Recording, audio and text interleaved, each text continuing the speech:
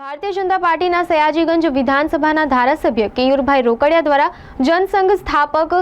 તથા ડોક્ટર શ્યામપ્રસાદ મુખર્જીની જન્મ જયંતિ પર લોકસભાના યુવા સાંસદ ડોક્ટર હેમાંગ જોશીનું સ્વાગત સત્કાર કરવાનો કાર્યક્રમ યોજાયો હતો। ભારતીય જનતા પાર્ટીના સયાજીગંજ વિધાનસભાના ધારાસભ્ય કેયુરભાઈ રોકડિયા દ્વારા જનસંઘના સ્થાપક તથા ડોક્ટર શ્યામપ્રસાદ મુખર્જીની જન્મ જયંતિ પર લોકસભાના યુવા સાંસદ ડોક્ટર હેમાંગ જોશીનું સ્વાગત સત્કાર કરવાનો કાર્યક્રમ યોજાયો હતો। સાથે દેવતુલ્ય કાર્યકરો અભિવાદન આભાર સમારંભ યોજાયો હતો। આ પ્રસંગ ઉપસ્થિત અધ્યક્ષ ડોક્ટર વિજય શાહ, મેયર શ્રી પિંકીબેન સોની, ડોક્ટર હેમાંગ જોશી, પૂર્વ સાંસદ રંજનબેન ભટ્ટ, પૂર્વ ધારાસભ્ય જીતુભાઈ સુખડિયા, ભૂપેન્દ્રભાઈ લાખાવાલા, શિક્ષણ સમિતિના ચેરમેન મિનેશ પંડ્યા, મહામંત્રી સત્યમ કુલાબકર અને ભારતીય જનતા પાર્ટીના કાર્યકરો ઉપસ્થિત રહ્યા હતા।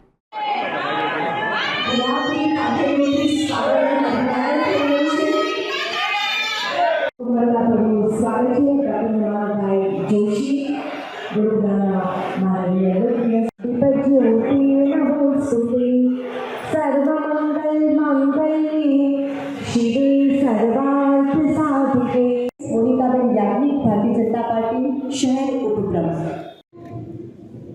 वंदे मातरम सुजलाम सुफलाम। Bharatiya Janata party member free regulation committee, पूर्व मेयर धारासभ्य श्री एमनी टीम उपस्थित सौ काउंसिलर આજનો દિવસ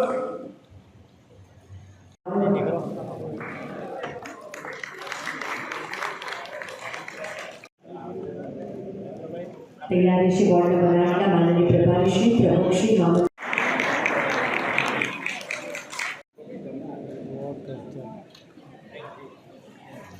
भारत माता की जय, भारत माता की जय।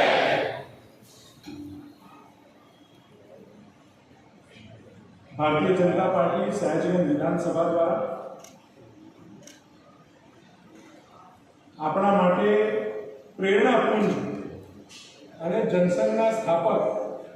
ડૉક્ટર શ્યામાપ્રસાદ મુખર્જીના જન્મ જયંતિ દિવસે આજે કાર્યકર્તાઓનું સન્માન અને એની સાથે આપણા નવનિર્વાચિત सांसद डॉक्टर हेमांगभाई जोशीનું પણ અભિવાદન આ બંને કાર્યક્રમોમાં આપણી વચ્ચે ઉપસ્થિત જીવનનું બલિદાન જો એમના વિશે ટૂંકમાં જ વાત કરીશ તો વિદ્વત્તા એમની એવી કે 33 વર્ષની ઉંમરે કોલકાતા યુનિવર્સિટીના વાઇસ ચાન્સલર, લોકપ્રિયતા એમની એવી કે કોંગ્રેસ પાર્ટી છોડી અને ઇલેક્શન લડ્યા અને તો પણ જીતી ગયા। રાજનૈતિક કુશળતા એવી કે નહેરુજીના પ્રધાનમંડળની અંદર મહાત્મા ગાંધીએ જો કદાચ કોઈ નામ સજેસ્ટ કર્યા હોય ને એ પૈકીનું નામ કે જેને મંત્રી બનાવવા જ જોઈએ એટલે બનાવવા પડ્યા હોય ને એવા વ્યક્તિ એમની રાજનૈતિક સૂઝબૂઝ કામ કર્યું કે તમામને આજે સન્માનવા અને જેઓ આપણા થકી જીત્યા પણ છે આપ સૌની મહેનત થકી એમને પણ સન્માનવાનો આજનો કાર્યક્રમ આજે સયાજીગંજ વિધાનસભાના દેવદુર્લભ કાર્યકર્તાઓ દ્વારા માનનીય ધારાસભ્ય શ્રી કેયુરભાઈ રોકડિયા અને તમામ ટીમના યજમાની હેઠળ આજે કાર્યકર્તા અભિવાદન અને આભાર દર્શન સમારંભ તથા સાંસદ તરીકે મારો સત્કાર સમારંભ એ કાર્યક્રમનું ખૂબ જ સુંદર દિવસ આજે શ્યામાપ્રસાદ મુખર્જીના જન્મદિવસે આજે યોજવામાં આવ્યું। ખૂબ મોટી સંખ્યામાં કાર્યકર્તાઓ આવ્યા છે અને જે પ્રકારે સર્વે અમારા વરિષ્ઠ આગેવાનોએ વાત મૂકી છે અને વિકસિત ભારતની અંદર વિકસિત વડોદરા કઈ રીતે હવે વધારે સર્વે એક ટીમ સાથે મળીને કામ કરીએ એ માટે અમે સૌએ ચર્ચા કરી છે। આ સુંદર આયોજન બદલ શ્રીમાન કેયુરભાઈ રોકડિયા કે આજે એમના કાર્યાલયનું પણ 1 વર્ષ પૂર્ણ થયું એનું એક વિસ્તૃત અહેવાલની એક બુકનું વિમોચન પણ કરવામાં આવ્યું અને એમના સમગ્ર કાર્યકર્તાઓની ટીમનો ખૂબ ખૂબ ધન્યવાદ પાઠવું છું। જનસંઘના સ્થાપક અને અમારા માટે પ્રેરણાપુંજ એવા ડૉક્ટર શ્યામાપ્રસાદ મુખર્જી કે જેમને કાશ્મીરને ભારતનો અભિન્ન અંગ બનાવવા માટેની લડત ચાલુ કરી। એક દેશ में 2 विधान 2 निशान 2 प्रधान नहीं चलेगा। એમનો આજે જન્મ જયંતિ દિવસ અને આ દિવસે કાર્યકર્તાઓનું અભિવાદન થાય એના માટે સયાજીગંજ વિધાનસભા ભારતીય જનતા પાર્ટી દ્વારા અમારા નવનિયુક્ત સાંસદ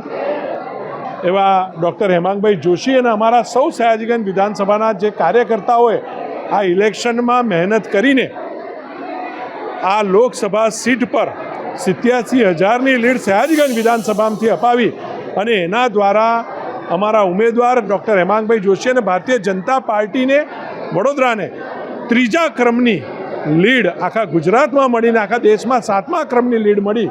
એના માટે સયાજીગંજ વિધાનસભાના બધા જ કાર્યકર્તાઓનો આજે આભાર અને સન્માનનો અને અભિવાદનનો કાર્યક્રમ યોજવામાં આવ્યો છે. વિવિધ સમાજો, વિવિધ વોર્ડના આગેવાનો, વિવિધ અગ્રણીઓ દ્વારા પણ આજે હેમાંગભાઈનું સન્માન કરવામાં આવનાર છે. જે રીતના નારાયણ સેવા કેન્દ્રને 1 વર્ષ પૂર્ણ થયું છે એમાં તમે બુક વિમોચન પણ કર્યું છે, શું કહેશો?